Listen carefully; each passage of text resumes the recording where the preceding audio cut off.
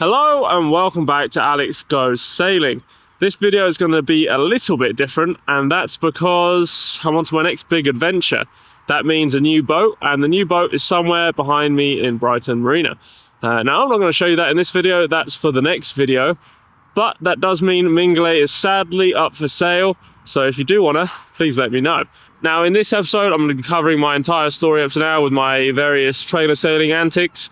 And towards the end, we're going to get into the little boat buying session that I did and how I came to my conclusion, which you'll see in the next episode. So you have to make sure you subscribe for that one. But if you have any guesses of what I've gone for, leave them in the comments down below. I'm kind of interested to see what people think I've got because I don't think anyone's going to be able to guess it very easily. And I'm going to release that boat reveal episode once I hit 10,000 subscribers, which I'm not very far off at the minute.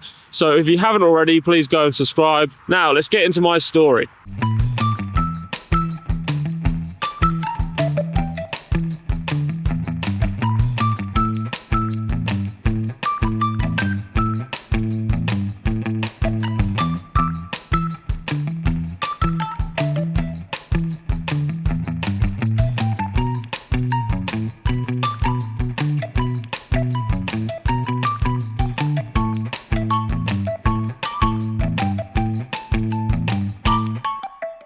Now, I hope you liked that little throwback to my first intro, back when I kicked everything off with Masumi, my first boat. Now, I did learn to sail on little picos around a lake, but this was my big leap towards going on some big adventures. I love fixing and building things, and I had the itch, so I ended up buying Masumi for £60 and started a full rebuild with the help of my friend Sam, along with the many a Domino's pizza. The rebuild consisted of a new mast and sails, full interior, electrical, plumbing and painting. This is also when I came up with the first version of my trailer on a trailer launching system. Now, we didn't get to do many big trips with Masumi, but I did take it to Tingmouth, Poole and Rodford Lake on the trailer, and then my regular weekend outings in Chichester Harbour. Now, after a good few years with Masumi, understanding what having and using a sailboat takes, I stumbled across a slightly bigger boat, which was a Vivacity 650 that you all know as Mingulay.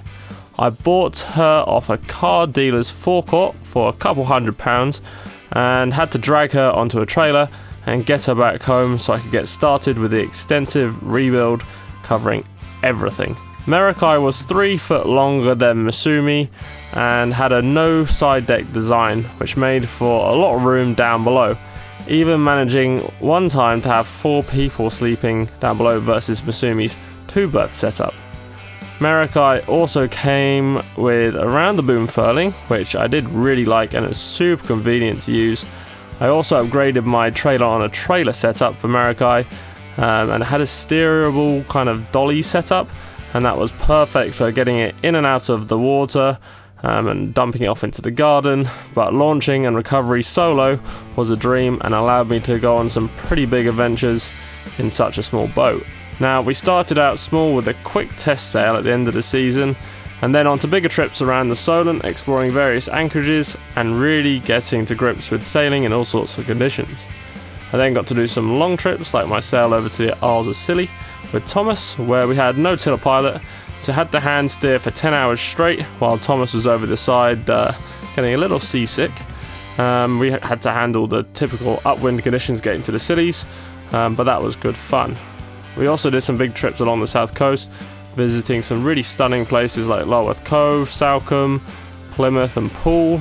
We also completed 2 Roundly Island races, which she actually did really well in, mostly because of the handicap for her size. Mingulay really did teach me a lot, and I'd recommend for anyone starting out to get a similar sized boat with strong twin keels and a healthy dose of adventure, as it makes for a great time. Now, while on my last trip with Mingulay, I got sent a Facebook Marketplace ad for a folding trimaran for sale in the Channel Islands. I'd been looking for a boat on and off, as most of us do, and I was toying with the idea of a folding trimaran of some kind, and actually on the verge of getting a Telstar 26, which is the older version of the Telstar 28, 26 being the original design made in the UK, and then the 28 being made in the US when the designer moved over. But soon after I got back from my trip, I took a flight over to view Mingulay, and then another to actually buy her and sail her back to the UK. Mingulay was in rough shape, but had been made usable by the previous owner, but when I got her she had a broken centerboard, which is a common problem for these, and a big problem with the roof being compressed into the centerboard casing when it was once transported from Scotland to the south coast. I think the transport company strapped it down a little too well, and they did have to replace the mast, but the compression post damage into the centerboard casing was never noticed. So I spent a good few days getting her ready and sailed her back to the UK with the help of my friend Lizzie so I could get started on a refit. I focused on fixing all the structural and systems issues, not caring so much about the looks as the gel coat quality of Telstar's isn't the best, with having stress cracks appear because it's so thin. It does have a honeycomb core, which I thought was really cool, but I guess that was to compensate for the stainless steel poles needed for the absolutely brilliant mast raising system. The best that I've ever used, one line to raise the whole thing from its transport location, easily done solo so it can be stopped at any time. Mingulay is definitely the ultimate trailer sailor. We did some big trips with her, including another round the island race, which didn't go in my favour with the forecast like usual, but I did some more exploring in the south coast and the Solent, then did a big trip to Scotland to sail her to the island of Mingulay, which the previous owner named her after, and he really wanted to sail there, but sadly passed before he got the chance to. So we did a big loop from Oban to Skye to Mingulay, then back to Oban to do that trip, and also because it's gorgeous sailing grounds and we got to see so much wildlife. We did have an almost sinking, but you'll have to go back and watch that one if you haven't already. Then a week after the Scotland trip, I decided to do an Isles of Scilly trip with my brother, so that meant I towed Mingulay double the length of the country within a month, and Brutus handled it great. The Scilly trip was really good and had some great sailing, and I even cracked out the spinnaker finally. The final big trip that Mingulay went on was a Channel Island trip, as I didn't get the chance to see the islands when I first bought Mingulay. I did this with Helena, which was her first time sailing, and then we got to explore so much of the islands. Sark probably being the most favourite one. It's a must-see, along with any of the other islands really. Mingulay had it all for a trailer sailor: standing headroom, deck space, good toilet, great cooking setup, and great performance. I had great fun learning how to sail a trimaran, as I was only ever used to my little bathtubs. Now that's it for that adventure, and it was quite the epic adventure, so I really enjoyed it. But it's time for the next one, and it's going to be an even bigger adventure. That adventure starts here in Brighton, but you'll see that in the next episode. But we're going to go through my boat buying process, kind of what I'm looking for, and my plans.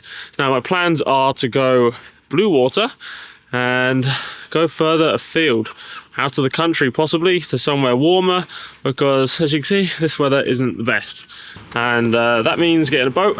And I've been looking at all kinds of boats, monohulls, multi-hulls, trimarans and so on, and trying to decide what I want. I kind of want something older and tougher to handle the rough stuff. Obviously got to be somewhat within a budget and not go too crazy, but I've kind of looked through. It's kind of a weird time to buy a boat at the minute.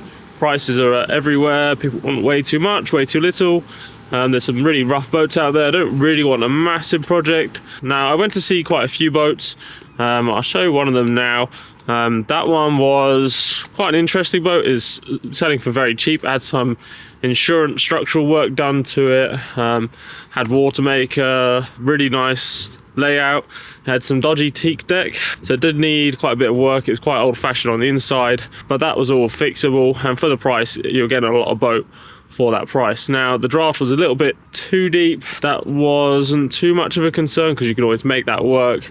But I went to look at it and didn't quite like all the wood inside and the layout and so on. Also looked at some multi-hulls. There was a catamaran for sale down in Devon somewhere. There was a home-built catamaran, but again the layout was a bit weird and didn't really suit blue water, I felt, and I don't think it'd be very comfortable to live on. I did also look at some of the older 80s, 90s thick-built boats, big monohulls, and I think those appeal a little bit more, but it's just finding the right boat, and that's all that matters really. There's so many boats and designs and options out there. It's just finding the right one, and that one just kind of comes along, which is kind of what happened. But that's for you to find out in the next episode. Do tell me in the comments below what you think a good blue water boat is and what actually makes one. There's so many different options and opinions and all sorts out there. But a tough boat is definitely high up on the list for me. Right, now that you know roughly what I'm going to try and get, I might not actually get exactly what I'm looking for, but leave your guesses in the comments down below. And thank you for watching, and I hope you enjoyed this one, and I hope you're really excited to see what I've got in the next episode to start my very big adventure. So thanks for watching, and I'll see you in the next one.